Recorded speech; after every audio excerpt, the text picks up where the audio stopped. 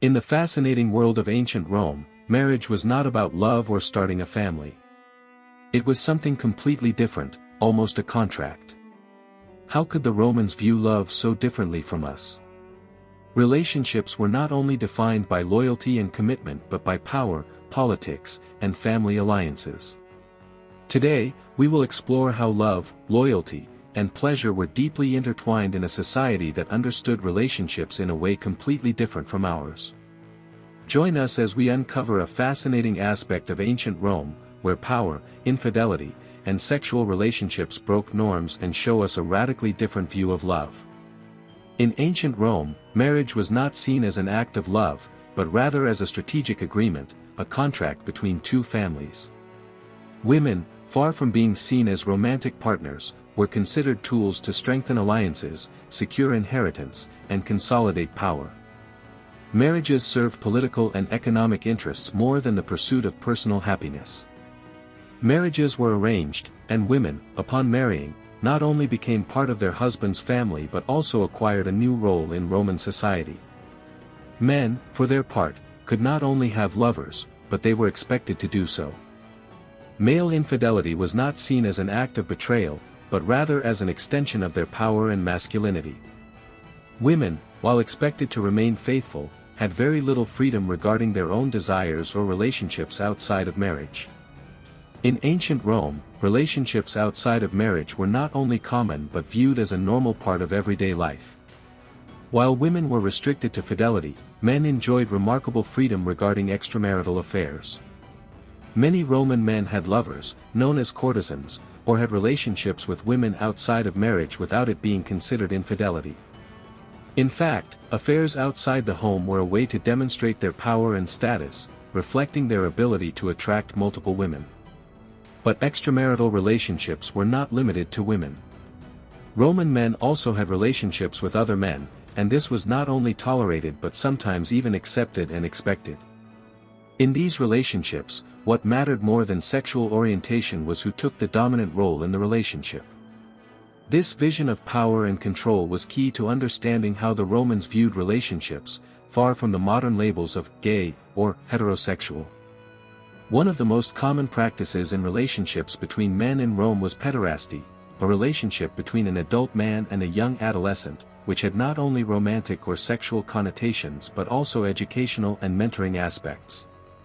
These relationships were seen as a normal part of a young man's growth and socialization in Roman society. The older man, known as the aristos, acted as a mentor, guiding the young man, known as the eromenos, in his transition to adulthood. It was not only about physical pleasure but also about providing the young man with education, political connections, and even the possibility of advancing in the social hierarchy. The Romans did not view these age differences negatively, especially among the rich and powerful, where relationships of this kind were a fundamental part of the process of entering the world of politics and influence. Rather than being considered taboo, these bonds were crucial for the education of young Romans, especially within the elites. Roman emperors, those who held absolute power, were not strangers to unusual relationships or unconventional expectations when it came to love and desire. In fact, many of them defied social norms, taking their relationships to realms we would today consider unthinkable. Julius Caesar, the most famous leader of Rome, was known for his relationships with other men. Despite being a man of power, it was said that he enjoyed taking the more submissive role in his relationships, which surprised many in his time. For the Romans, his behavior was not just a break from norms but a clear challenge to the image of masculine strength that was expected of a leader. Another emperor, Hadrian, was married for political reasons to a woman, but his true devotion was directed toward Antinous, a young man with whom he shared a deep relationship. When Antinous tragically died in Egypt, Hadrian went to great lengths to honor his memory, creating a city in his name and declaring Antinous a god, a feat almost unparalleled in Roman history. However, not all relationships in ancient Rome were romantic or simply unusual. Some emperors, such as Nero and Tiberius, took their behavior to the extreme, with acts of abuse and control that, today, would be completely incomprehensible. Nero, for example, not only broke with the traditional expectations of Roman emperors, but took his relationships to a new dimension of scandal. It was not uncommon for emperors to choose their lovers from among the palace slaves, treating them as mere objects of desire. But Nero went further, conducting wedding ceremonies with his male slaves, even taking on the role of the bride, which confused many and altered the image that Rome had of its emperor.